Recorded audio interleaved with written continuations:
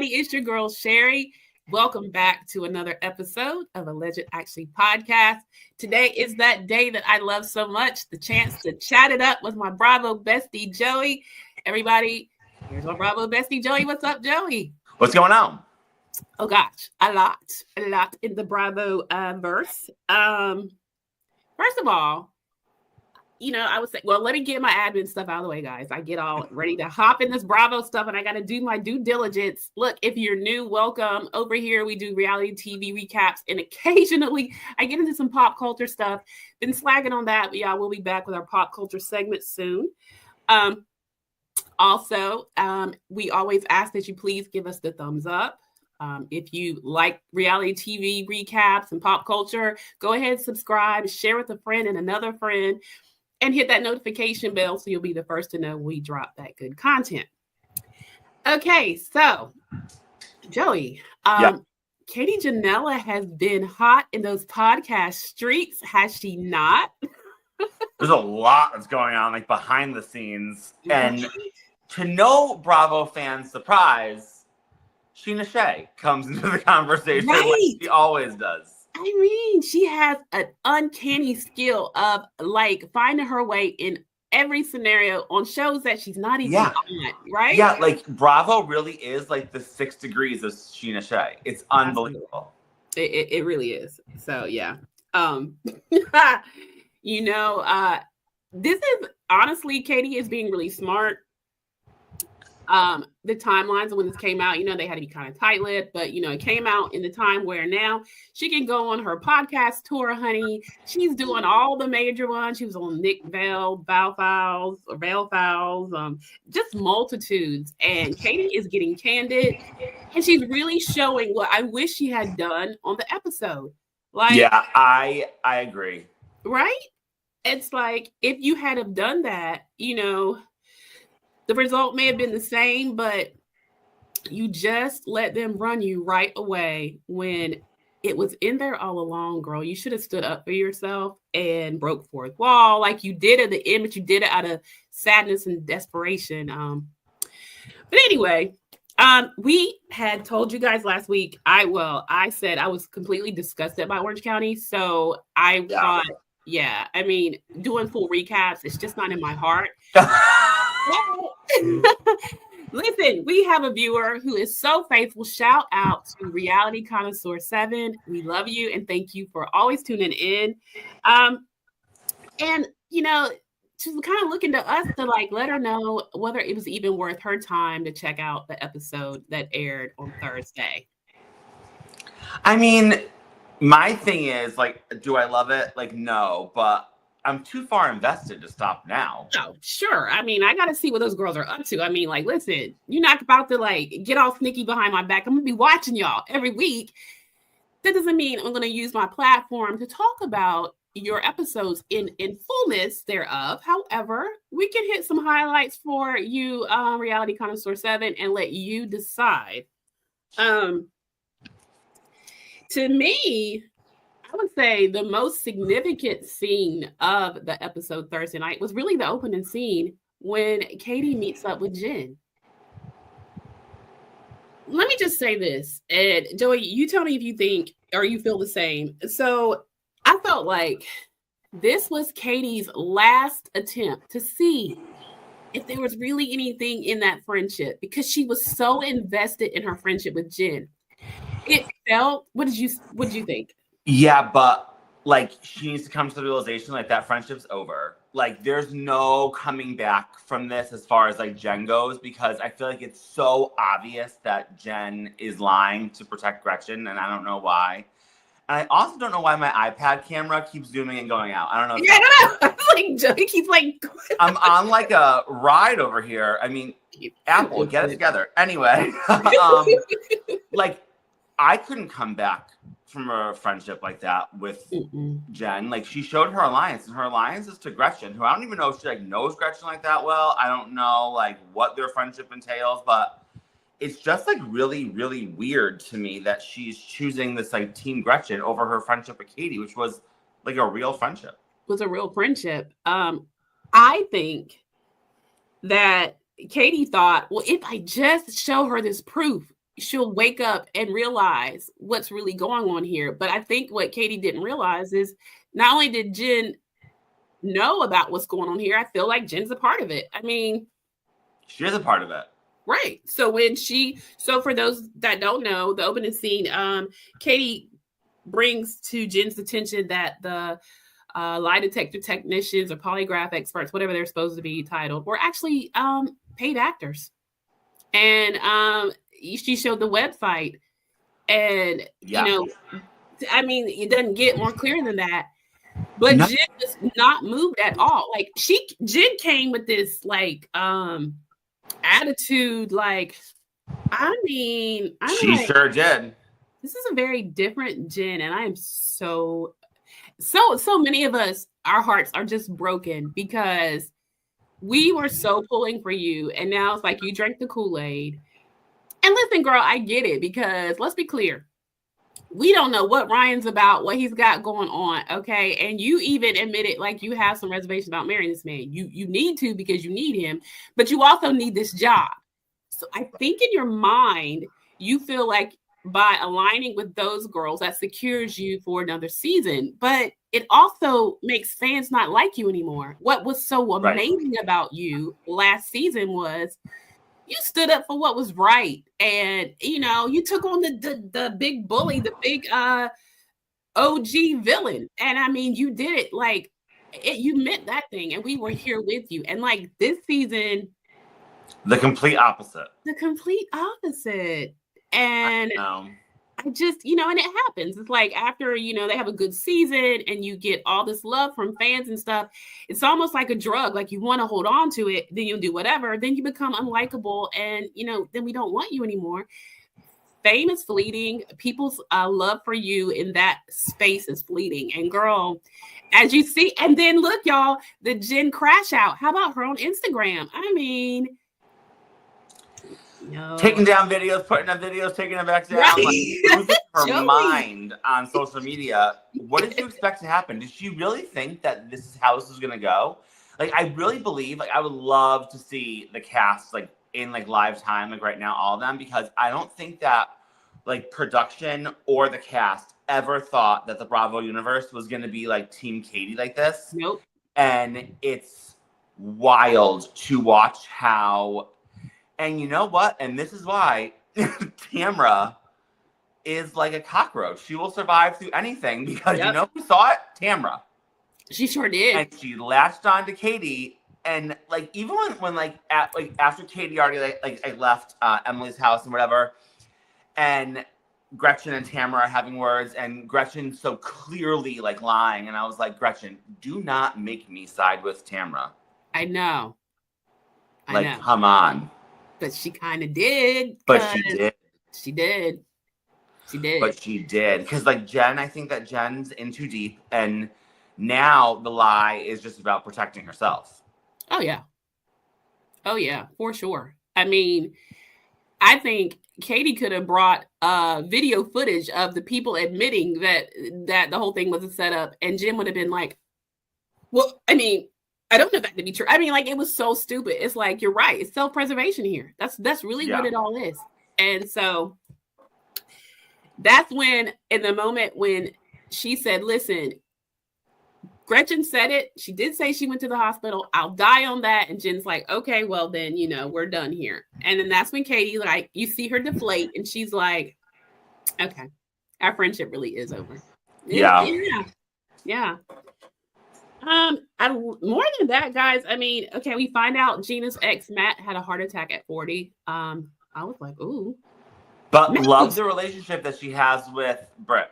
Love that. I do too. Very healthy. It is.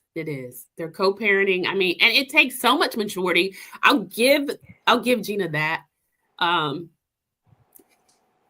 Yeah, and but I just want to say about the whole heart attack thing, just as a quick note. I mean, Matt looks amazing, and so you can't look at somebody and think, oh, that's a heart attack waiting to happen. No, I mean, because looking at him, I mean, he looks really good, but it's like you just never know what's going on. So, I mean, guys, watch your diet, take care of yourself. I mean, that's a wake up call. Yeah. Also, it had Gina really reevaluating her situation because the fact that Travis is still married, if something was to happen to him, she can't, it would go to the decisions go to the wife. And so he really needs to wrap that up. I mean, I don't know. I know. I mean, we don't really have much information besides the fact that his ex is like a crazy person, which I mean, obviously, like, just get divorced. Like, what is like what? It's been like years and years and years. Years, right? I mean, they all cohabitate. They're back cohabitating now. Like, what is it? Like, what is the holdup? I just like, yeah, I don't know. It's really bizarre. It's very bizarre. All right, Reality Connoisseur 7, because we love you. We're going to give you quick highlights. Heather sits down with Tamra and Jen to broker them to try to make peace. That was so stupid.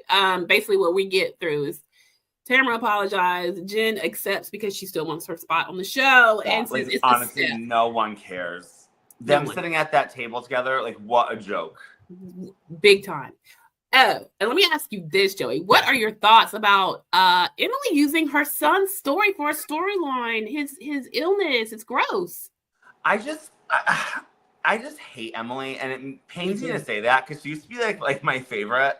I told you last season I was off Emily. Told you. Yeah, I just like, I don't know. And then like the way she's using it, because she really has nothing else going on. Like, what else does she talk about if it's not her son, you know? Yeah. So she really has nothing else going on. I kind of feel bad for her. I really feel bad for her and Shane, though, because like I talked about last time, like they're both correct in their feelings, but they're not hearing each other out and trying to like invalidate each other at the same time. Like they're dealing with it very differently and both are okay. I just don't know why. I was just recently rewatching the show Parenthood. Did you ever watch that show, Parenthood? I did, yeah. I just did like a rewatch, and when they were talking, like, sorry, an ADD tangent, but okay. When Adam and Christina were talking about their son has Asperger's and how like a huge percentage of parents get divorced when a child is autistic, and I'm looking at Emily and Shane fighting about this thing when like they both care, but they're fighting because they're both dealing with it in different ways, and I'm like, ooh. Yeah. No, that's huge. That is spot on. I mean, and from a mother's perspective, I totally get where Emily's coming from. I just don't like that it seems like she's exploiting it a bit. But I mean, again, we could have used this for a teachable moment. But I mean, even with that, you know, her emotions are raw and real. When something's wrong with your child, I mean, listen, you just want your baby to be okay. So I guess maybe I should back off. As a mom, I respect that. It's just kind of like, I'm so angry. I don't like Emily at all. And no, not at all. I just don't, y'all. I don't. So there's that. Okay, moving along. We get to Katie. When Katie goes back and talks to Matt. Okay, y'all. Matt has some receipts now. Matt is a top tier Bravo husband. Let me tell you. His undying support and just laser focused, unrattled. I'm going to back you up however you need. It's incredible. And like effortlessly. So smooth, right? I mean, It's like he comes in there like the savior that he should be. He's like, listen, y'all, I got some receipts. So why would Slade be on my phone for like 43 minutes?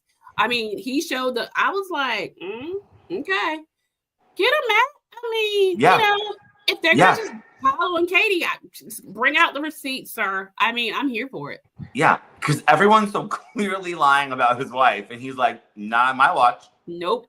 Not about him. Like, and I thought it's so cute in his phone. He has her as a spicy Asian. Listen, y'all, he loves him some Katie Ginella. Okay. I'm here for it. Love. Love you, Matt. Okay. Next scene was beach day kickoff. Y'all, Jen, now if you get a chance to put together an event and you're going to do a raggedy beach day with some silly volleyball, girl, we're bored. I mean, it looks nice. It just was very surface level. Looks nice. It wasn't nice and overall. It was so silly. And then she, of course, does not invite Katie, y'all. Of course not. Obviously, these people are not keeping up with Bravo, because if they were, they would know that the Bravo universe hates gang up. We do on all the franchises, and we do not discriminate. We legit hate that. I mean, it's a major turnoff. Yeah. And it's like from fans across the board. It's just not fun to watch. No, it's not. Give us the fun shade. Give us the girls tripping the silliness. Give us, I mean, we hate when the shows go dark. That's not fun. If I want to see that, I'll watch one of those documentaries on Netflix that go really deep.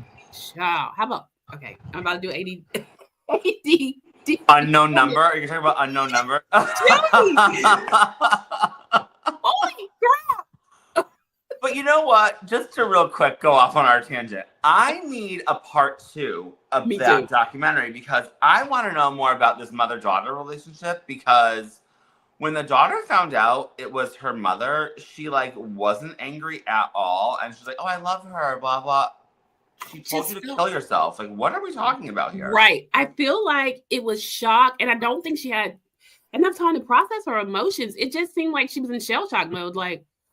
Okay, mom did it. Okay. Yeah, and then her mom just was latching on to her, and then all that. It just. But even during her interview, confessionals, I love my mom, blah, blah, whatever. I'm like, but now you've had time to reflect, and you still are I don't know.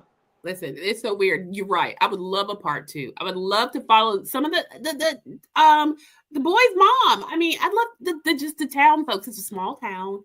Yeah. I knew it was Midwest too. I could just tell. Because me and my daughter watched it together. Y'all, that'd be a conversation for the day. I'm just saying, if y'all have not watched it, go on Netflix, y'all. It is so crazy. Crazy. Listen, it took me a minute because I was like, my daughter Bria was down past weekend for Labor Day, and she was like, Mom, we got to watch this. It was moving kind of slow, and I was like, Bria, I mean, what's the point? This is so dumb. She was like, Mom, no, there's a plot twist. And then when she said plot twist, I was determined to figure it out before they revealed it, and I sure enough did. She's like, Mom, how'd you know? You did? I did not. I did. She was like, you know what, Mom, because you're so freaking mean. I am not mean, Joe. Oh, I am mean. I told you I'm a reformed mean girl. However, I'm not going to say why, because if you guys haven't watched, I'm not going to give it away, but let's just say it was the desperateness and the look of someone that made me think, it's you, boo. It's all you. I know your type. So, okay. Anyway, okay, back to wrapping up OC. Not much more here to see, guys. They have the beach party, whatever. Gretchen and Tamra do a fake apology to each other, come back. After Tamra brings Joe. Brings Joe again, right? But you know what? She keeps showing us who she is and trying to portray something else. And she might have some of these moronic castmates fooled. She's not fooling anyone else. No, it is so stupid. Joe has absolutely no reason at all to be there. She does it just to piss Gretchen off and make her feel uncomfortable. Y'all, but I tell you one thing. I'll give Tamra this. She knows her job, okay? And listen, she will eternally be the villain. She does it I think that's really who she is, but it's not fake, y'all. That's just who that child is. And let me just say, it's true. It is. And until we get to the point where, in reality, guys, if you think about it, what other storylines do these ladies have? We're talking about something that happened, 15 years ago, okay? We're blaming a brand new housewife. Remember, y'all, Gretchen is a friend of. She probably wants Katie's spot. Sure. Yeah, but I'll tell you right now, if she's in the makeup with Tamra, then Gretchen can go. That's not why producers brought you back. That's not why the fans wanted you back. We brought you back to go after Tamra. And if you're going to befriend her, then there's the door. Yeah. Never missed you. See you never. Bye. So there's that. I mean, and so I think I'll leave it there. Joe, anything to add about OC before we get into Miami? No. Yeah. So they don't deserve any more of our breath. They really don't. So moving along to Real Housewives of Miami, y'all. So the name of this episode was Navigating Friendships. Okay. the episode was not like really deep or anything. It was kind of like me and Joey talked off camera. It was kind of a filler episode, in my opinion. Yeah, and his. But there were a few moments that are going to set us up for next week that I'm assuming it's going to be good. I was a little confused, and when we get to it, Joey, you can help enlighten me. I was just like, but listen, y'all, we open up. Everybody's getting ready to go on this cruise that Marisol has been gifted by her good friend, Sir Richard Branson, that owns like the Virgin Cruise Lines. I'm like, girl, listen, Stephanie, this is why these girls are not impressed by you. They have friends that have it. You're right. And I'll tell you something, though. It was a real relief to go through an episode and not hear about Stephanie's jet. Was it not? Maybe we just filmed the whole season on a cruise ship. I wish. I mean, that was a nice, easy trip too. Like it was a quick trip from them. I thought it was so pretty. God, I loved Marisol's rock star suite. I'm thinking I might have to book Virgin and I mean, I'm sure I don't know if I can afford that, but I mean, good gracious. Never in my life I didn't even know that cruise ships had suites like that. I've seen cruise ship suites not like that. No. I mean, can you fathom? Like, I thought I was doing something in my balcony room. Listen, this, y'all, it's like even better than presidential suites. I'm like, girlfriend. That thing was wild.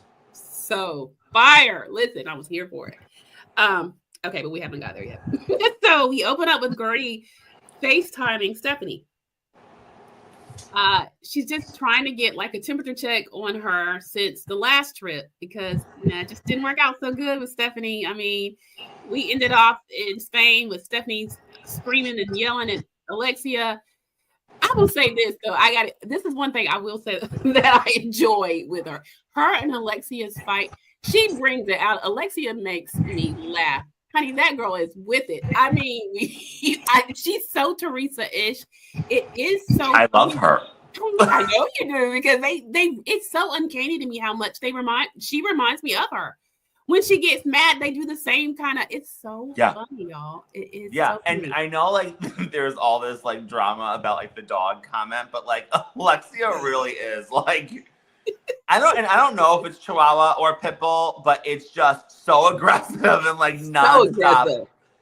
And like, I don't know how much Stephanie watched the show, but like, girl, you're never gonna win with Alexia because I promise you that she will go days on end and make sure she has like the last word. Absolutely. You know what? I love to watch her go at. I mean, Alexia she's on point in that arena. She wears folks out. It gives me life. Marisol does it in a very different, she's more manipulative, but Alexia, you don't go have to wonder what she thinks. She's going to tell you. Oh, yeah. Mm-hmm. So basically we find out when Gertie is FaceTiming her in this first scene that Stephanie has not spoken to Julia, Alexia, or Marisol since the trip. Then we go over to Alexia and Frankie's beauty bar. I love Frankie. Love. Oh my gosh. I love that. One of the things I love, absolutely adore about Alexia, she's such an amazing mother. I mean, so much. She's so good. I mean, Frankie is where he is, I really believe, because of Alexia's love and nurturing and, fierceness to fight for everything for him. Love her for that. God knows. You can't take that from her. I don't care what you think of her. But so she's also FaceTiming Larsa. And she asked Larsa if she's ready for the cruise. And Larsa says, I'm all packed up. I just, I don't want to go and, we be on there fighting like they did in Spain. And yeah, because obviously a group trip in Miami is always not fighting. Right. And I mean, and it's not like she was not a formidable opponent in the fights. So, girlfriend. However, she's still on Lisa. She does a confessional. Lisa turned every scenario into her being a victim. So she said, if Alexia feels like she can help them, she wants her to please get involved. And then Alexia in turn says, well, if you can help me with Stephanie, please do so. Because she said she was very offended by the way Stephanie came off towards her at La Plaza. And I'm thinking, well, yeah. because she did kind of come at you crazy. We didn't really touch on that last week, but that was crazy. I mean, you went from them doing this nice thing for your birthday to going at Alexia, and you don't bring Marisol over, and it just turns because she knows she can't take both pit bulls at one time. No, she can't. And she didn't want to hit Marisol at the time because, you know, Marisol was involved in helping plan her birthday celebration. So she wanted Marisol to, you know, not be in this. She wanted Alexia, which was so stupid. Alexia was like, no, you're not, baby, because it was Marisol that said she didn't want to go. I was like, okay. Anyway, we go back to Gertie and Stephanie. And Stephanie tells Gertie her words got misconstrued. This is her thing. This is her defense. And it was that all during this episode. I know. I'm like, how much longer do we have to deal with her? I hope she's a one and done. I think she's earned that. Usually I call it a one and done. I think she is, but I don't know. You know, that's our hope, okay? I don't know. She said that the more she's in the group, the more she sees that they can all be pushed to their limit. I'm thinking, okay. She tells Gertie she's excited for the girls to meet Nautical Steph, who's apparently her super calm personality. And Gertie asks Nautical Steph how she's doing. And she says whenever she hits the water, she's chill. So, okay. Gertie says she's here for it. Back over to Alexia. She says, you know, if you help me, she said she'll help Larsa with Lisa. And then, you know, again, she wants Larsa to help her with Stephanie. And then all four of them can, you know, possibly be hanging out. Then we go over to Julia, who's enjoying some tea and a scone, and Marisol meets up with her. And Marisol asks how the boys are doing. And she tells Marisol how Martina, I guess, is tapped in now to her softer maternal side with the boys and was baking her mother's special recipe for some kind of berry pie. We do get a glimpse of the boys. They are absolutely adorable, Jackson and Luca, when they FaceTime Martina so she can show them said pie. So Julia says... Yeah, but real quick. Sure. Can we talk about Julia's hair? That looked crazy. She came out looking like a founding father, and it was just not. I'll be honest, I could not focus on what they were talking about at all. You were so right. It did look so crazy. Because her hair was so bad that I literally I have no idea what they were talking about. So I can't even speak on it. It did. It looked, I don't even know. Like, I don't know if it was just braided, twisted up. It looked so crazy, y'all. Listen, I was thinking the same thing. I'm like, Julia, you are a model. Girlfriend, don't do that again, please. That was awful. I couldn't focus on anything else. I mean, I know that they were like talking, but I don't know what they were saying because I just...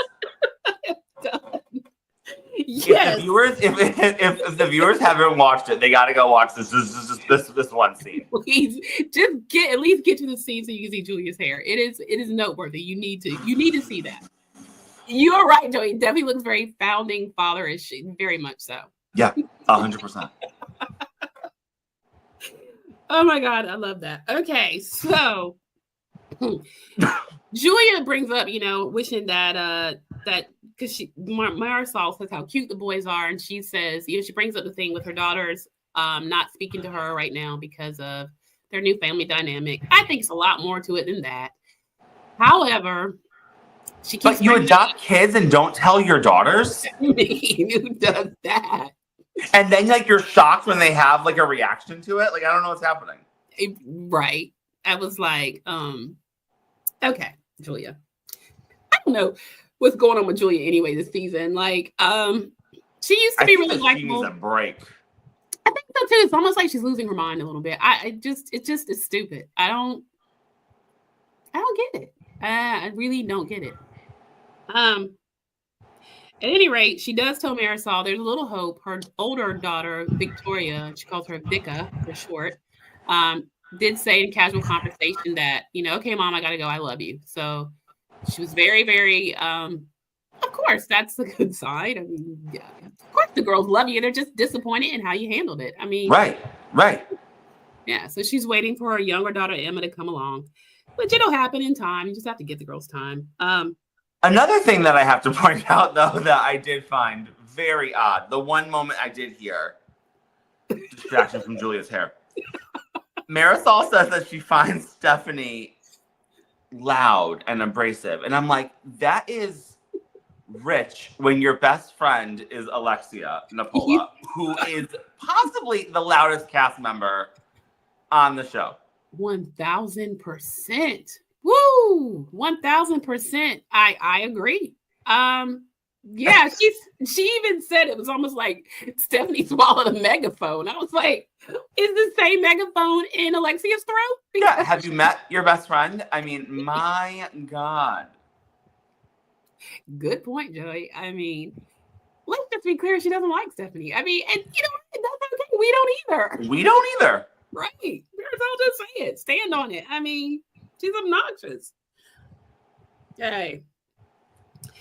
So they do touch on the Marabella trip and the fact that Alexia and Marisol didn't go, and Julia's talking about, you know, what I just didn't understand was she was just so mad at me because I was kind of like the messenger, you know, and she's just like, look, what she said, and more specifically that Julia took their side. Well, I mean, we all knew she was going to do that. I mean, you brought that up last week, Joey. Like, she was also forgiving that they didn't show up to this very special moment for her when she was going to ask her friends to be the godfathers to her boys, but was so angry at Gertie because she hopped off of a Zoom call for that. But I mean, it just the whole thing was so stupid. Which a Zoom call that she was trying to get on and couldn't get on for it was like a 4 or 5 minute Zoom call. Yeah.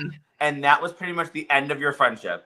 But she called her afterwards. These girls missed a whole trip. We were going to ask your best friend to be the godfather of your children. And, I completely understand. Julia, get out of here. Goodbye. She's crazy. She really is.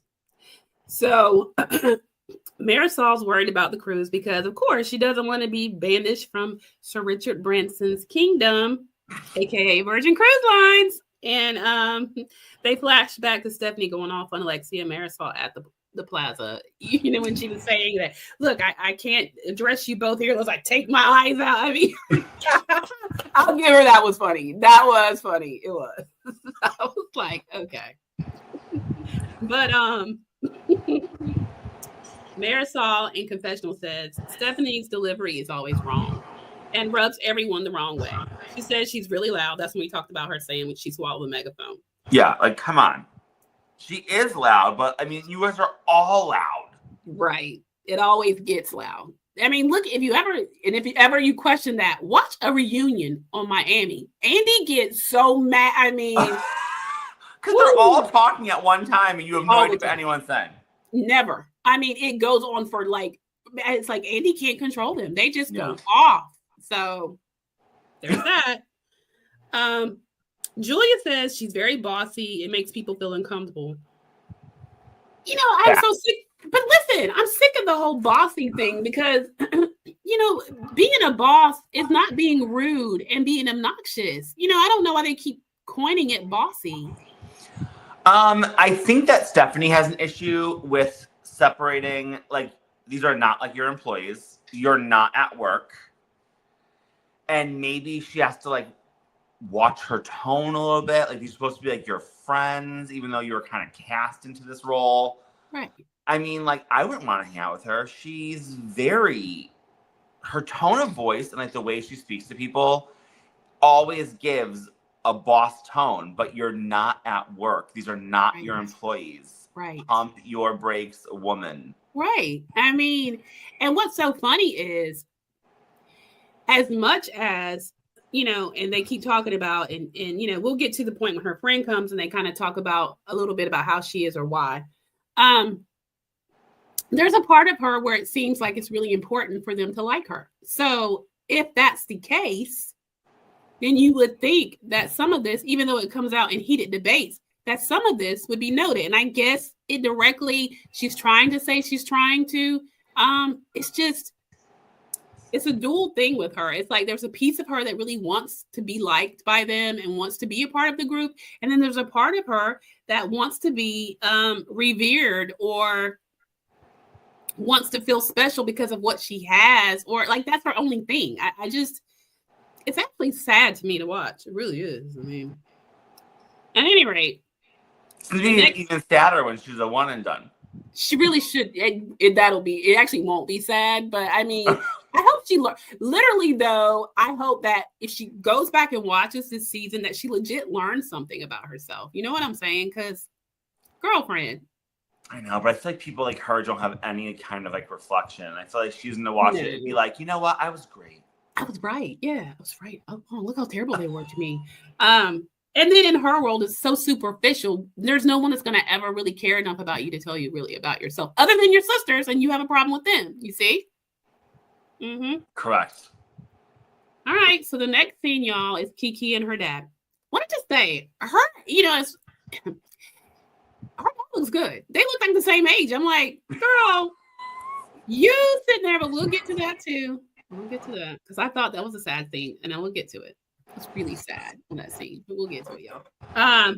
Okay, bottom line, Kiki sits down with her dad to address number one, her dad stepped in for her because if you remember a couple episodes back, she talked about how her family were sending her death threats because they felt like because she's on TV and she should have all this money, she should be sending for all of them to come to the United States from Haiti, which is crazy. But he apparently went to Haiti and addressed said family members, like he should. Yeah. So, yeah. But obviously they don't watch like the show because she's always talking about how broke she is. Right. I know. But I think there's this perception that, you know, if you're on TV, you must have a lot of money, or, you know, like maybe you're faking it, but you really have more than you say you do. I thought that was so sad, but I don't know. They have it rough over there. So I mean, but to send your family member death threats is insane to me. But that's desperation, y'all. I don't know. But anyway, her dad goes over to Haiti and checks those family members. And so that lends her to have the conversation where she brings up how her stepmom kicked her out when she was like 15, I think it was. Yeah. Yeah. When she was modeling some of her portfolio, I guess may have come across as risque. Because of that, the stepmom apparently called her father complaining, and she believes he said kick her out. I don't think he recollects it exactly that way, but he never really fully says he's sorry.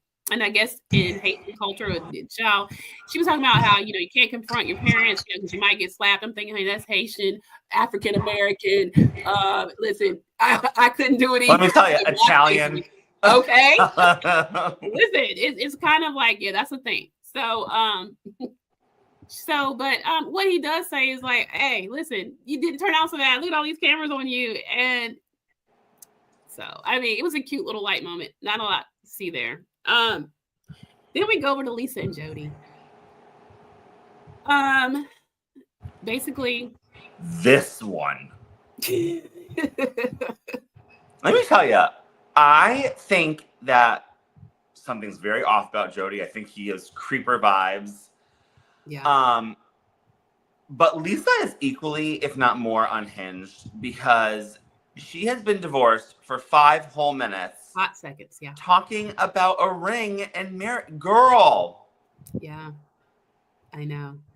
And like, let's think about it. What has their relationship fully been about other than him being a buffer and a comfort to her? It's been about her divorce and right. been about Lenny. Their entire relationship has been about Lenny. Oh, about Lenny. Right. So why would you expect this man to put a ring on it? We don't know. Lisa. We don't know. Yeah.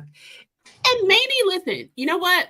Maybe I enjoyed the quirkiness of Lisa when she was Lenny's wife or something, because what I'm looking at this season, I feel like I'm seeing her through a different lens or something. I think Lisa has lost her mind too. I'm like, girl, were you always this way? Maybe I just didn't notice because I think she's always been like delusional and like insane, but I think it's just like so amplified now. I feel like there's like less like distraction, right? We're not really seeing her kids.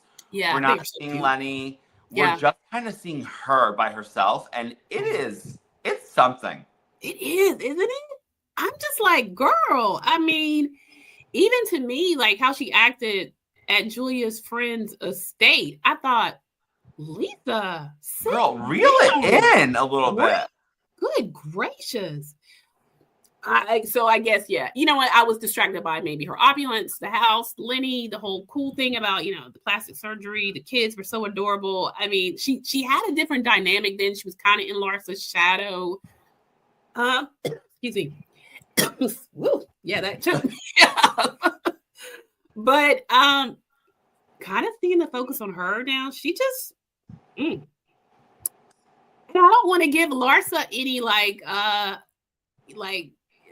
agreeing with her either, but well, Larsa, I don't think it's agreeing, but I mean, at the same time, I understand Larsa's take on it's always about Lisa.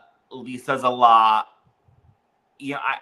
I do get that. And this is what I always say though, right? Like Larsa's in my top 5 least favorite housewives of all time. However, I also can admit that Larsa serves a purpose on the show. I don't need her going anywhere. Yeah. I think that she serves her purpose.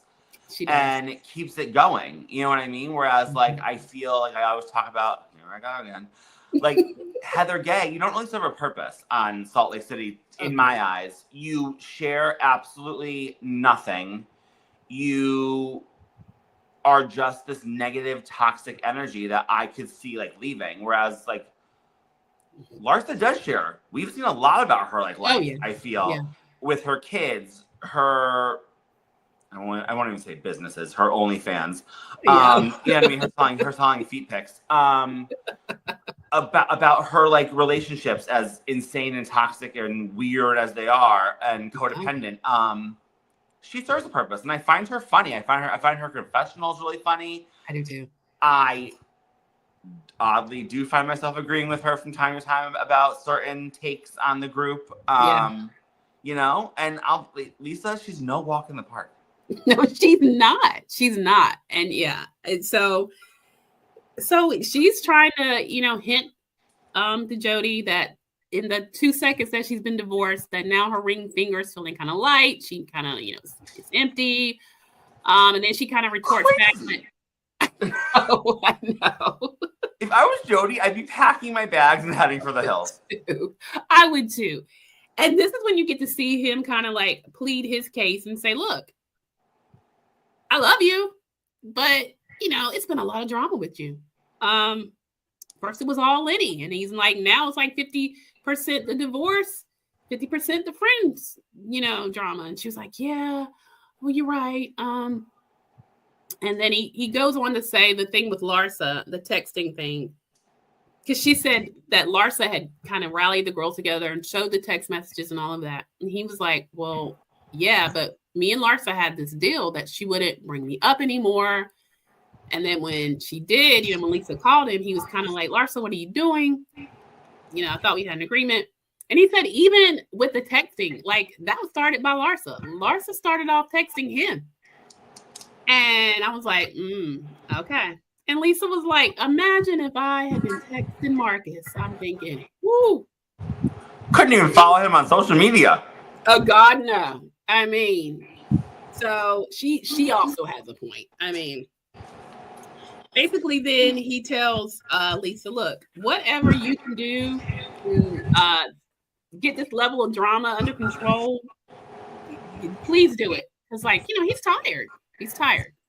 So, I don't know. I mean, I kind of felt that.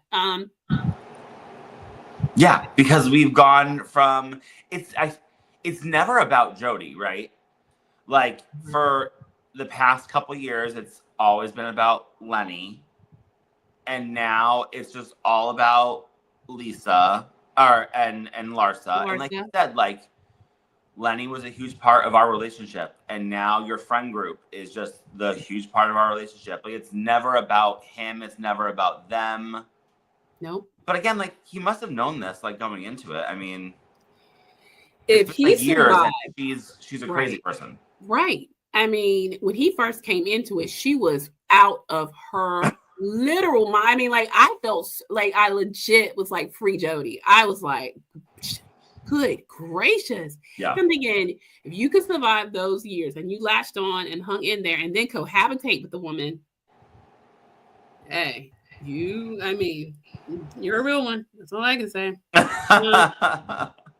He did make another point, which I thought was not a point to be made, but he was basically saying, listen, Larsa's so mad at me about Tex, yet she gave Russell a pass when Russell basically told her to be respectful. And I'm thinking, and they flash back to, I'm not sure what that was. Larsa was addressing Gertie, and Russell just told her, he got up and said, hey, you know, be respectful. He didn't say it in like a conference. I mean, like it was a stern tone, but it was like, girl, don't address my wife like that. I mean, so. Yeah, exactly. Plus, we all know that last season, Larsa was wrong. Yeah, she was. You don't talk about someone else's ailments in general. Never mind cancer. Like, get out of here. Get out of here. Right. And then you're going to try to play like the victim. Absolutely not. And not on Russell's watch. No. I love me some Russell, honey. Yes. And you know what? We're really not getting any of him this season. I'm kind of mad about it. I know. But I almost think that's probably his choosing. Yeah. He just, it doesn't seem like he's one of those that really likes to play those kind of games. It's like, even when you saw him, when Gertie had her party, he was just kind of looking like, hey, I'm not with this. Do you got it? Because I think his patience is short with those group of ladies. He's just not here for the stupidity. He's not. I don't blame him a bit.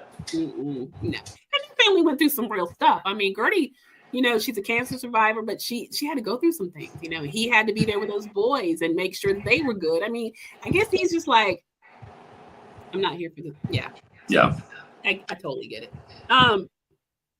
So now, y'all, we get onto the scene with Stephanie. She is with her assistant, Catherine. They're getting some things together. They're waiting for her friend, Anastasia, to arrive. And apparently she comes from LA. Y'all, I don't know her brand, but apparently she's a big, big deal. $1 billion business in the makeup industry from LA. And they are friends, and she's excited she's coming down. And when she does arrive, her assistant asks, you know, how did you guys meet? They were at a mutual friend's birthday party in LA. And Stephanie says, she comes up to her and says, I love how you run your Instagram. It's very fabulous. Child, she had Stephanie at hello when it came to that. So Stephanie loves someone gassing her up. Always. But you know what I thought was kind of cool with this scene was Anastasia really acted to me more like a mentor to her. Yes. She was giving her some really good advice. Now, whether she takes it or not. No, she will not. I know. She says, so apparently Stephanie reached out to her and was like, hey, I need you to call me back. She assumed that Stephanie was going to tell her that she was having a baby. So it is, yeah, I know.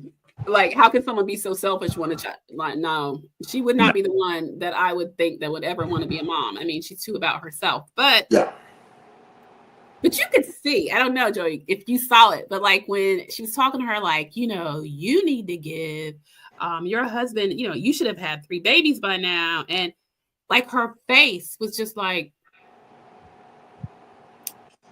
it was as if, first of all, she didn't like, I think that Anastasia was not really calling her out, but disagreeing maybe with her choices at this point and suggesting something that I really don't think she wants, but she wants her approval. And on camera. And on camera. Did you see like the drop and then the look in her eyes? But she would never cross her because, I mean. No. She's too important and, you know. But you saw it though, right? Oh, yeah. The whole tone of the conversation kind of changed at that point. It did. She was like, no, we're not doing this. Yeah. We find out that she's either 40 or about to be 40. And yeah. And then she talks about, you know, her husband is 24 years older than her, y'all. Good gracious. I knew he was older, but I don't know. I didn't know it was like that. I mean, but look. Yeah, I don't know. No. She talked about possibly freezing her eggs. Let's be clear, y'all. That is not what that girl wants. So, I mean, no, and like, it's never going to end well if she's forced into something that she doesn't want to do, especially at that caliber, because that's the rest of your life. Absolutely. Don't do that to a baby. No. Anyway, the biggest point of it is she is going to throw a party with Kiki where they're going to do a Kiki's, it's called they're doing a drink that's in Kiki Garage, which is a drink. Well, all of the proceeds are going to go to Kiki's Foundation, which is the Haitian Help Foundation. And she's very excited. It's going to be like a winter wonderland. She's going to transform everything into like this Christmas theme. And the reason that Anastasia was there was she was bringing, because her makeup is sold out, but she had a stash that she brought that will go into these, I guess, like gift bags or whatever she's doing for the party. So that was even the point of her being there per se. But at the end of the scene, she's telling her about, you know, her new friend group, kind of how her words keep getting misconstrued, and yeah, I know. Not the word I would use. No. And basically she says the problem has been with her delivery, she thinks. To them, that's what they say to her, and that she comes off as bossy. And she said, well, you know, her friend says you are a boss lady, but you are just a businesswoman that's surrounded by men. So the fact that, and then, you know, I think Stephanie's draw to this woman, and she feels very seen and heard, because now keep in mind, Anastasia is a lot older. You can tell she's an older woman, very wise. And yeah, she does see Stephanie. She probably sees a lot of potential in Stephanie, but she also sees the flaws in Stephanie as well. She just had a very nice and tender way of kind of telling her, I see that you can come across that way because in your business, you're surrounded by men, and, you know, you have to speak with this kind of tone to be heard, to be taken serious. But in friend groups, maybe tap into your softer side a little bit. And she's like, okay, you know. I thought, you know, she gave her great advice. Again, whether she's going to listen, time will tell. And so far, it's telling us not so much. Nautical staff is supposed to be chill, so.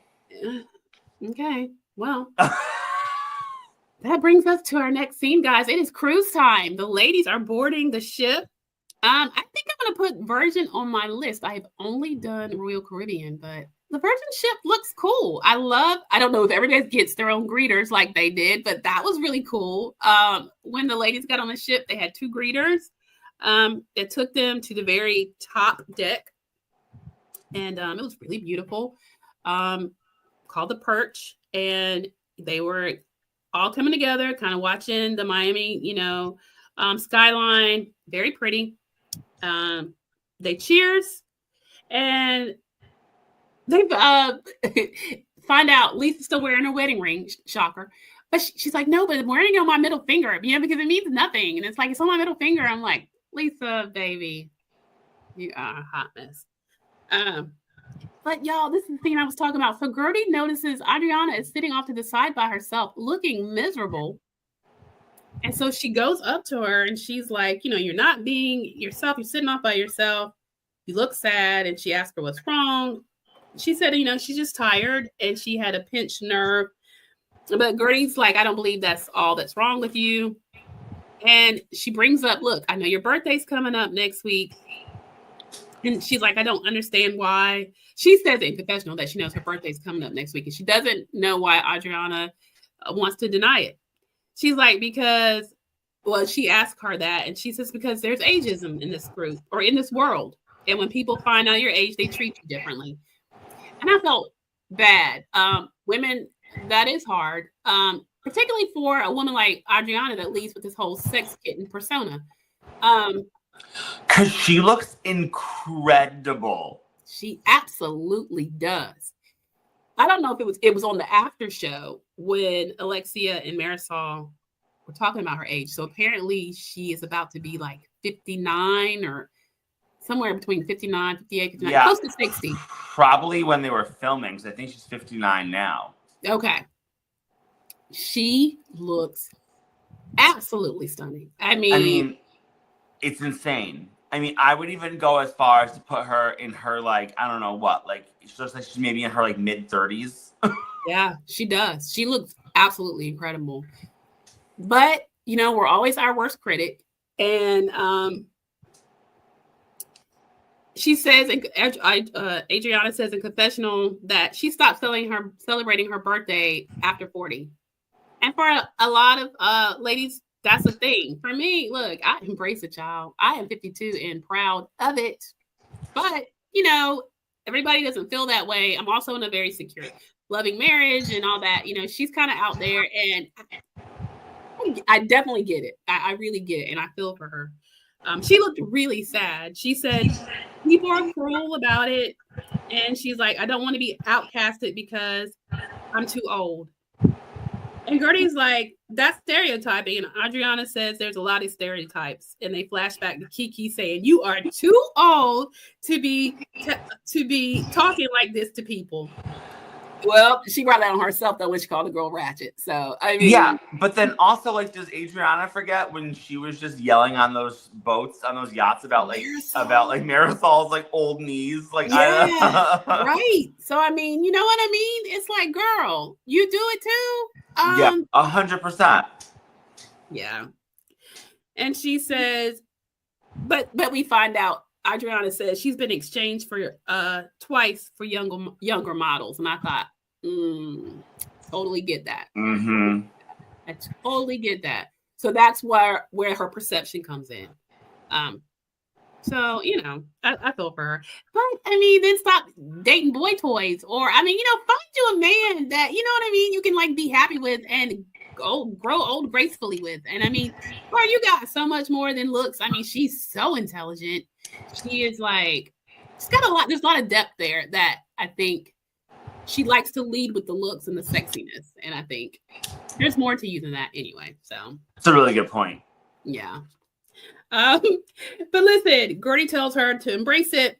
And she's like, you're effing beautiful, which I agree with. And Gertie says life is ticking and she should be the one telling you this. She's like, I'm the one telling you this firsthand because, you know, she had a life, you know, a health scare that could have potentially ended her life. And Adriana says she feels the pressure, the judgment, and the devaluation, the devaluation as a woman. That stung. I was like, oh, gosh. Girl. Yeah. But I told you, when I was at BravoCon, whatever year, 2023, whatever, and we were at a Watch What Happens live take, when Ashley from Potomac was talking about meeting Captain Jason, or possibly dating Captain Jason, because people were asking that, she jumped in, cut her off, and was like, oh, no, he came to see me, da-da-da-da. I'm thinking, Adriana, if you would stop, it was so off-putting, because I'm thinking, girl, you can't, you know, let's don't do that. Let's don't, you know, Ashley gets on my nerves, but Ashley's body is bodying. I mean, let's don't do that. Let's don't compare yourself or try to compete where just be you. Ashley is another, like, level. Exactly. So we're all sitting in the audience like, girl, you could have kept that to yourself. I don't doubt Captain Jason came and saw you and had some fun. But if you are standing beside Ashley, baby, you're going to get exchanged again. Yeah. Just saying. So she needs to stop leading with that and, like, change her mindset and just be happy that she's a beautiful woman that, I mean, a man would choose anyway. I mean, that's dumb. But listen, Gertie says she wants her to look forward to being healthy, alive, and thriving. And she says, let's just drink and have fun. And she claims she's ready. She's already drunk, but she's not. Whatever. But what I thought was so funny is when Gertie in her confessional was like, listen, I'm good with it. You know, like, this is 47, baby. And then she goes and do her angles. And then she's like, oh, not this. I got this fat. Not this. Like, my arm. Listen. I was here for it. That's why I love Gertie. Love Gertie. She got that right pose, though, and they hit that frame. She was flawless, honey. Cracked me up. Anyway, Anyway, y'all, the ship disembarks and the ladies go off to Marisol's Rockstar Suite, which we already told you. That was indeed a Rockstar Suite. Whew. So Stephanie's cool despite Stephanie says cool despite snacks falling on her boobs because she's currently in nautical step mode. Nobody cares. Marisol says in Spain they all left divided, and she said after the night in La Playa she thought it would be a good idea to split the group again. So she said they were probably not welcome back in Sevilla, but Larsa claims the commissioner DM'd her and said they were welcome anytime. I don't even know if I believe that, Larsa. Girl, bye. All right, so she splits the girls into two groups. So group one is Alexia, Marisol, Adriana, Julia, and Lisa. And then group two is Larsa, Kiki, Gertie, and Stephanie. Okay, they're going to two different restaurants from the ship. Marisol believes that they need to talk some stuff out, but Alexia is like, this is with the wrong people. I mean, because I agree. I'm like, you split the ones that have beef with each other up away from each other. So that's what I was thinking too. I really didn't understand what she was doing. I still don't really understand what she was doing. I just think she just wanted to hang with who she wanted to hang with. I mean, like, girl, stop it. I was like, okay. She was like, oh no. She just doesn't want any conflict on the first night. And she says this is actually an exercise that she's done in therapy. Maybe, child. So Stephanie pipes in. She's not she said she's not going to cruise jail. She heard that's a thing. And Marisol says that's only if you bring drugs on the ship. She's like, oh no. It's also if you're unruly. Stephanie is really socially awkward, y'all. I mean, it was like, girl, you just could have been quiet and gone off with your group to eat. That's so stupid and cringe. She's not good for TV. She's not. She's just not. No, everybody's not. No. So the ladies are getting in their groups. They're going to their respective restaurants.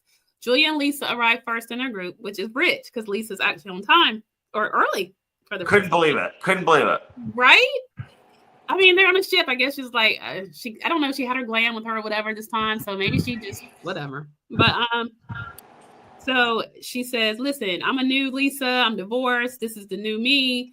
And she's like, "Everyone else is late." And then Marisol comes and Alexia, and then Lisa has a nerve to bring up that they're late.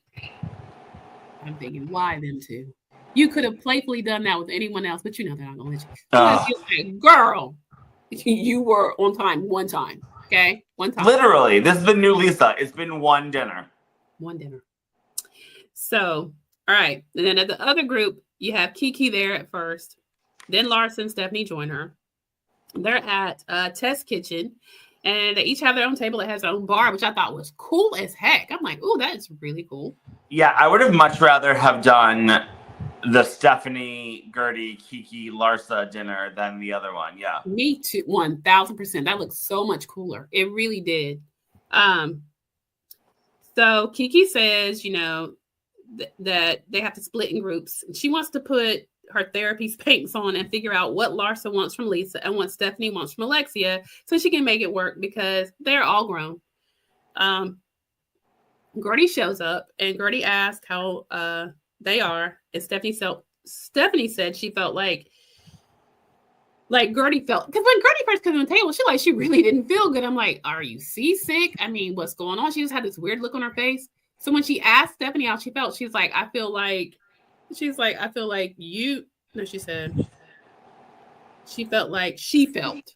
She's like, I feel like you felt, but like you feel. And then she said she felt nauseous. So I guess maybe Gertie didn't feel good. She didn't look like she did. But at any rate, the ladies take shots. And then back over at the other group, Marisol and the group are talking, and Adriana joined them late. And she said she was napping because she wasn't feeling well. She really looks checked out on this trip, y'all. It's sad. Yeah, it's like, and she's wearing it on her face. She's wearing it in like her body language. Like she really is having a rough time on this. She is. Trip, which I don't know. Like, I wonder if it's because it's a cruise. I wonder if it's because if it's the birthday thing. Like, I don't know. Like me personally, I'm not a cruise person. Like, I don't care how big like that ship is. Do not put me on it. Really? No, not for me. Oh, I love a good cruise. Yeah, No. I guess it's not for everybody. So yeah, it could be that. The ladies think that it is about her birthday. Julia brought it up. I think that might have been a confessional that she says she knows that she doesn't embrace birthdays, but she doesn't know what's happening with her. I mean, she's off. But I mean, also, again, Julia's pretty much basically discarded her this season, too. So, I mean, it could be some of that as well. She definitely has. And discarded's a great word. And it's like so obvious. It's so awkward. She's like so far up like Larsa and like Alexia's like butt. It's like really weird to watch. It's so weird. It's so weird. I'm like, Kiki, you are too old to be acting like that. I mean, that's your friend. It's like, what are you doing? Yeah, like your actual friend. Yeah. So anyway, Julia says with them in general, she just doesn't know. Back over, Kiki tells Larsa, you said if Lisa unfollowed Marcus, all would be well. But what is it now? And she said, no, she said some very hurtful things. So apparently, y'all, Lisa said that that Larsa arranged for the paparazzi to take those pictures that we all y'all saw of Marcus in the south of France appearing to be snorting a substance. Allegedly. Let me tell you what Larsa's not doing. Hiring paparazzi to follow Marcus to France. No. I mean, she's like that. She's like, what am I, FBI? She's like, how do I know what to tell them, where to go, when? Just he'll be with this group of people at this appointed time. It was stupid. And Lisa's like, well, that's what the paparazzi guy said. Oh, now we're gonna believe the paparazzi guys. Great. Right. Okay. Well, so back in the other group, the ladies were like, Lisa, you've let this fester way too long. Alexia says she felt like in Sevilla when Jody texted her back all those things. Lisa was like, no, Jody did nothing wrong, ever. Lisa said she texted Jody first. And then she's like, she's on OnlyFans, probably talking to people's husbands. I mean, that's probably true, but I mean, they're paying for it, you know? Hey, listen, you're right. And this is a judgment-free zone. Larsa, make that coin. If that's how you want to make it, that coin. I am not mad. I am not mad. Do you, boo? Yeah, because if they want to talk to you, they got to pay. That's their choice. But I guess Lisa's like, listen, she has no right to be worried about, I don't know. She said all he did was be friends with Marcus. I mean, in her mind, and probably true, knowing Larsa, that's what Jody did wrong. He's friends with Marcus and he don't want to stop being friends with Marcus. I mean, once you just join the circle of Marcus Jordan, I guess he just don't want to break up with Marcus because you did, okay? I mean, I don't know. I think the whole thing's super weird. I honestly, though, I mean, let's be honest. Their friendship is probably based off of what was happening in like the south of France. Because if we know anything about Jody, that air conditioning in the bedroom works great. So, yes. Listen. Very good point, Joey. Yeah, but also like who Jody hangs out with shouldn't affect Lisa and Larsa's friendship. Like this is just not how like adults act. It's not. I just think that Larsa wants Lisa to have this undying loyalty to her, and she defines what that looks like. And she feels like she totally had Lisa's back through all the stuff with Lenny, and she did. She confronted the chick that he was with, and like she did have Lisa's back, and she just kind of feels like Lisa has dropped the ball when it came to her. I get it. Is it middle schoolish? Very, but yeah, told you, us girls, doesn't matter the age, we still revert back to that inner 12-year-old. I see it all the time. I just think she's so mad that Lisa is not relenting and doing what she tells her to do. That's what like she's used to. Like she's used to, right? Right. So, because Larsa can't even really articulate what is the big problem. It always comes out sounding so stupid. The other ladies are like, okay. Yes. So Larsa says she wants Lisa to take some accountability. She's like, look, when I called her a bitch in her home, I said sorry. I'm thinking, you should have. She was like, and I need, like, my apologies here, and I need Lisa's apology to be here. And I'm thinking, Larsa. But yet, are we surprised? Not at all. Not one little drop, am I? No, I am not. She's literally a crazy person. Absolutely. So Kiki says, so if she apologized to you, you two can move forward. Larsa said, that's when I said she's like, her apology needs to be top tier. It needs to be up here. So Gertie suggests muzzles for both of them. I like Gertie's suggestion. Yeah. Marisol, back over at their table, asked Lisa what she needs to move forward. And she says she needs her to leave Jody out of it. And then Alexia pipes in and says, well, Jody needs to leave himself out of it because that's part of it too. There's a problem. This is a problem. And Lisa accepted that. And Adriana says, guys, we're going to around in circles here. Lisa says, yes, just keep it between Larsa and you and keep Jody out of it. She was like, yeah. Lisa said that's how she wants it. And she just needs to she says they just need to keep their egos out of it and understand each other. I agree with that. That will never happen. No. And Adriana agrees, yes, that's all they need. Marisol, being shady, says, I don't think y'all will be best friends again anyway, because Stephanie's her new best friend. And Lisa said she doesn't like to throw that word around, you know, you're my best friend. No, she's my best friend. It's giving like her playground, like her 5-year-old. And I'm thinking, very much so. Mm-hmm. But I think it's also like true, because we've talked about this before.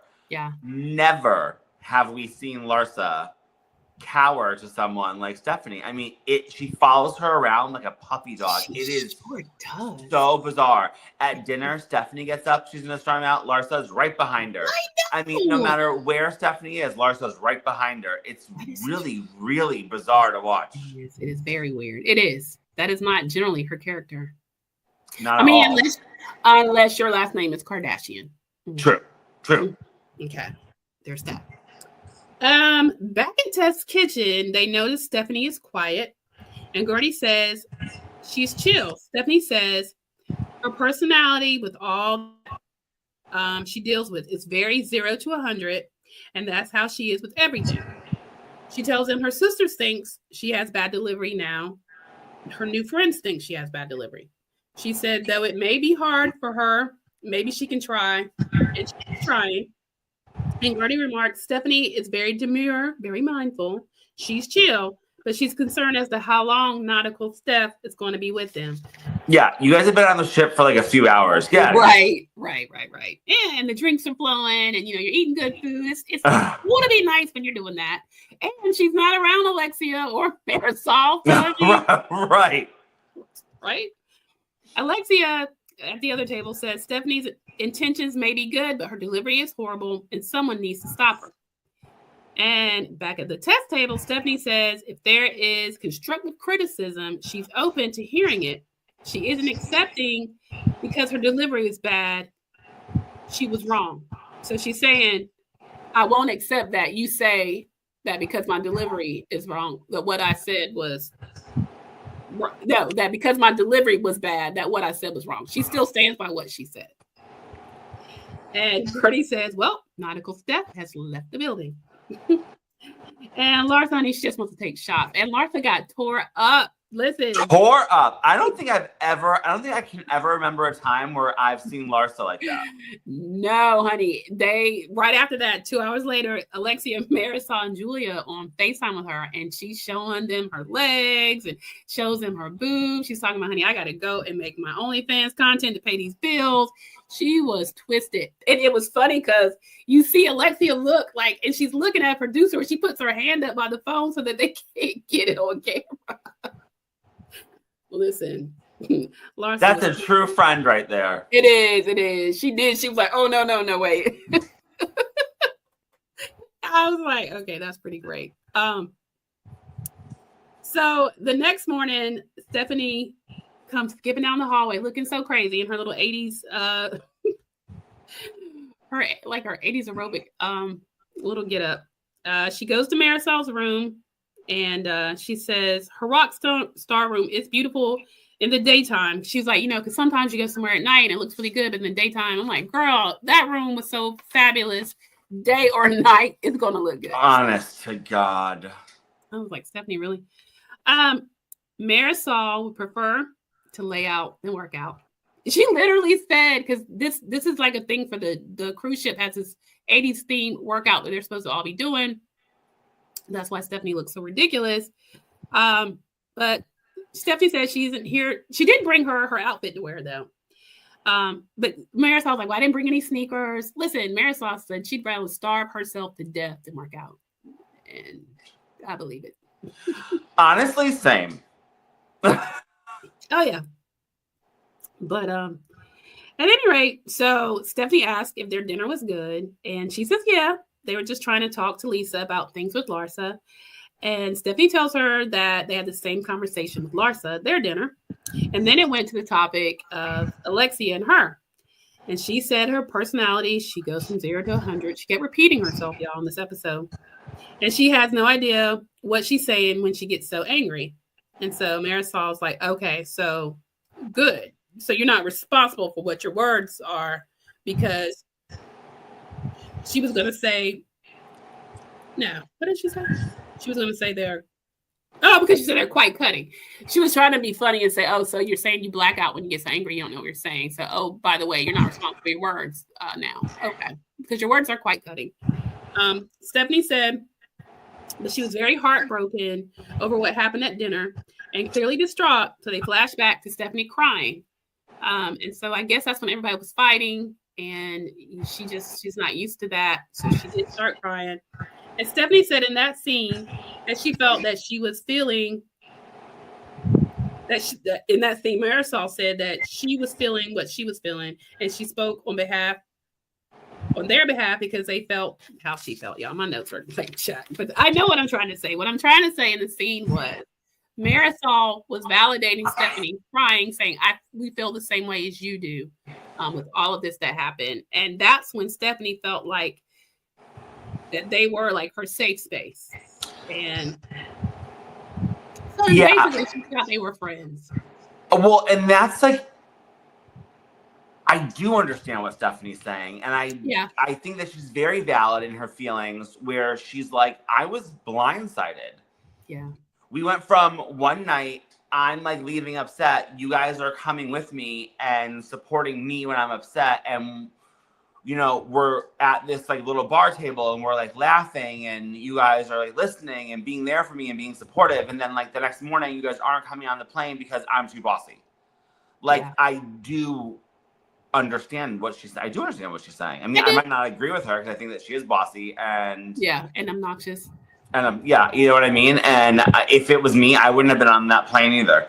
But I do understand like what she's saying, but my thing is, again, like, girl, you haven't like learned yet. Like, do not go toe to toe with Marisol. Do not go toe to toe with Alexia. You will not win. You will not win. I mean, I'm like, girl, did you watch the show? I mean, Marisol tells her in this group there are no safe spaces, and that's accurate. I mean, you get a false sense of you thinking these are your girls now. First of all, you've been in the group for 5 hot seconds. You really haven't taken the time to learn. And then a lot of the time in the group outside of Larsa, you've had a lot of conflict. You've inserted yourself too quickly in things that don't concern you. I just don't think that she's learned how yet to exist in this friend group. She's coming in like a bull in a china shop, and it's like, girl, it's not working. No, it's not. Plus, I also find it hard to believe, though, that you would literally join a TV show without doing your research or watching it or seeing what it's about. Like, particularly as anal as she is about things, that you would think that she would come in being ultra prepared. Yeah. I just think she's socially awkward. I think that's her struggle bus. She's probably excellent in business. But that's why, because she's excellent in business, but she's awful with people. She's more about the work than she is like the friendships. Yeah, and it's showing. She said, "You never know." She thought Larsa and Marisol were her safe space, and she said when she was on her way to the airport, she wondered why Marisol and Alexia didn't come. They flashed back to Julia explaining, and she said no one told her they were mad at her. And Marisol said, "Look, I wasn't mad. I really like you, and I want." And she's like, "I want to like you, but I want to like you for you." She's like, "You don't need to offer me anything." She doesn't want to know how much things cost. And I was like, God, good point, Marisol. You know what I mean? Because that's kind of like where we're all sitting and watching, and our couches screaming like, girl, that's just not how you win people over. That's so off-putting. Right. And she's like, well, I don't remember saying how much it costs. I think that was Larsa, but I'm like, girl, you're still missing the point. Right. But she said it wasn't her intention. She said the point was Julia said that if they break one of her rules, Marisol and Alexia felt like she would leave them stranded.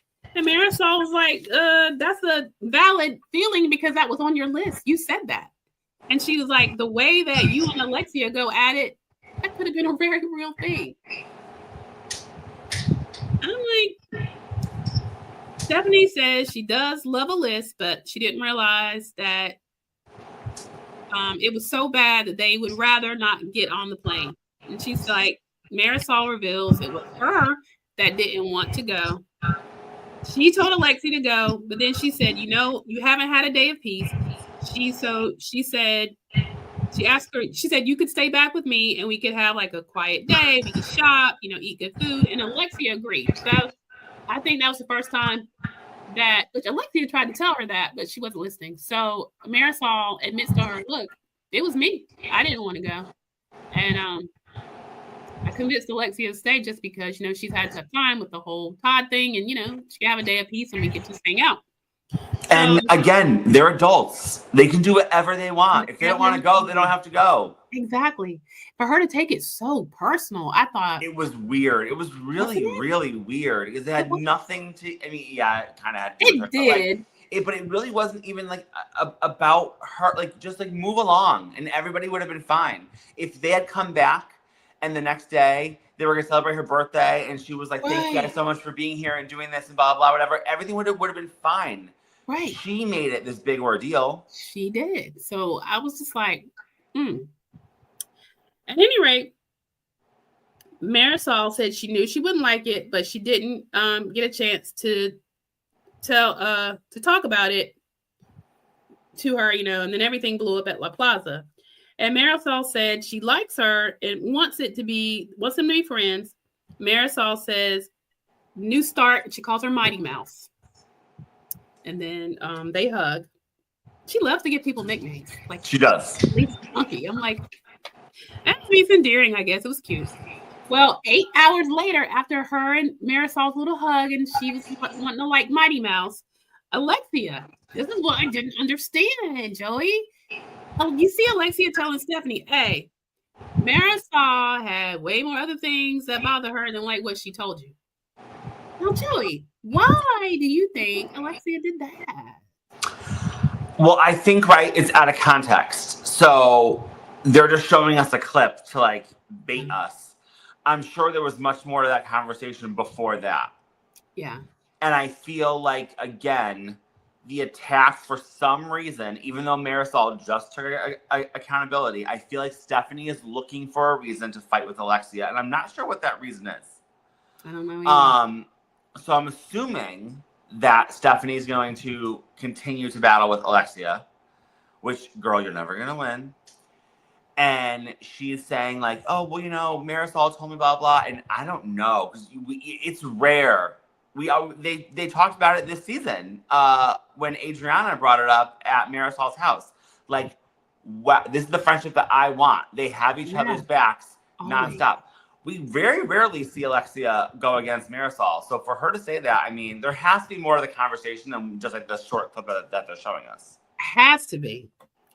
Because after that, then we see the next day they're back in Miami and Stephanie is meeting with Adriana and she tells her, look, she sees Marisol as a jealous demon that disguises herself as a very loyal friend.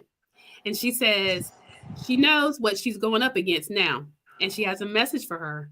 And the message is, if you're going to come for me, you better hit a bullseye because when it's her turn, she doesn't miss.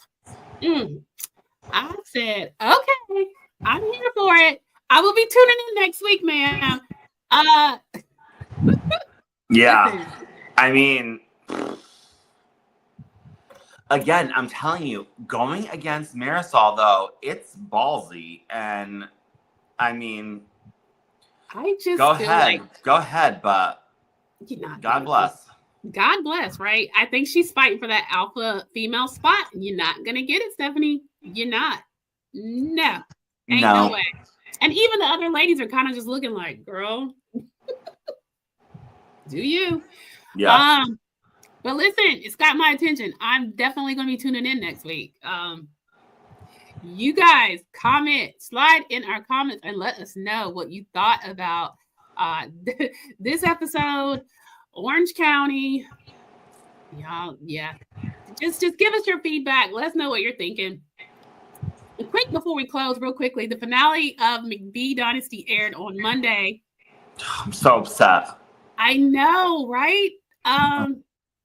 So we get to see the beautiful wedding of Allie and Jesse. He looks so handsome. So handsome. He is so hot. He is fine. Yeah, he is. He is. And like he's so humble about it. I love that. I know. Sweet. The wedding was so sweet. And we see Galena. Now she gets locked up for the suspicion of a DUI, but we come to find out it wasn't that. It was just literally like a mental breakdown. Yeah. Listen, her poor daughter. I know. The daughter taking on like the mother role because her mother's a mess. Hot mess. But you know what? It's like we talked about last week and you asked me what I thought. Like her being at one point the side chick and then, you know, now experiencing what it feels like to be portrayed in that way. Which, I mean, her and Christy were not best friends, but she had been in their home. She had, you know, come in and clean their home. She knew her. She certainly knew he was married and to who. And so now you have to lie in what you also did. I mean, you know, like I said last week, the same way you get them is the same way you can lose them. And the shock, I guess, of the fact that Masha was her friend, but we saw last season that he had another chick then too. You just ran her off because she didn't want to deal with the drama, but right, can't run everybody off. This man's gonna do what he wants to. Right, and that's like the main thing, and that's why like with this like nervous breakdown we saw on her like crashing her car, I'm like, this clearly is not the right place for you. No, and it sucks because like she's invested in this company now, and you know, whatever, but I mean, like, at some point you have to choose like your mental health over like what's happening, and like this is clearly not good for you. No, and it just seemed like she had this fantasy idea of this was her family. She was cemented as an important figure. I mean, you saw what it meant to her that they invited her to this wedding. She has an obsession with wanting to be a part of the McBee, not only the business, but the family. And her daughter was like, I'm your family. Right. I'm your family, you know? Right. Me and you. And you need to let that go. You know, it's killing her. And they do say in the credits that she has started dating someone else. I can't remember if they said that she still works for the company or not. I believe she still does. Yeah. However, Steve Sr. may not be an issue much longer. I think it's in October that we're going to get his sentencing. So yeah, sentencing like next month. He can do up to 30 years in prison. Yeah. And for those of y'all that don't know, it was an FBI investigation. He pled guilty to insurance fraud. So we're talking lots of money here. It's big white collar crime. But yeah, he's facing some serious time. So there's that. I can't believe that a lot of you guys that love Bravo have not caught on to this show yet. I was a late comer too. Joey's the one that turned me onto it. But listen, I guarantee you, and I'm starting to see people slowly come on board. Give it an episode. You will be hooked. Yeah, I agree. Yeah. Give it. Now, you guys are lucky because you have 2 seasons you can binge. Right. Keep on giving. So anyway, y'all, slide in the comments. Let us know if you're watching McBee Dynasty. If so, what your thoughts were on that as well. So, Joey, any parting words? I really have nothing. I mean, I felt like Miami was a bit of like a filler episode, but I am excited for the rest of the season. I'm really just over OC, but you know, like I said in the beginning, we're too far invested to stop now. Yeah. But you know, the big thing we're all waiting for is we are just days away from Salt Lake City. Wait. And that's all I really care about at the moment. I know. Y'all, like some of our some of our most fun episodes when we were diving into Salt Lake City. It's just fun to talk about, fun to watch. I mean, I can't wait. Like, listen. Can't wait. Yeah, totally can't wait. We're saying. All right, so guys, let us know. What are you excited on what's coming up? The new Bravo lineup. We got Salt Lake City coming, Potomac. Let us know what you're going to be watching and your thoughts on the shows that we recap today. And listen, as always, thank you to each and every one of you that tune in and watch us, that comment, that support us. Thank you so much. It means everything to us. All right. On that note, guys, y'all have a great one, and we will see you next week. Bye.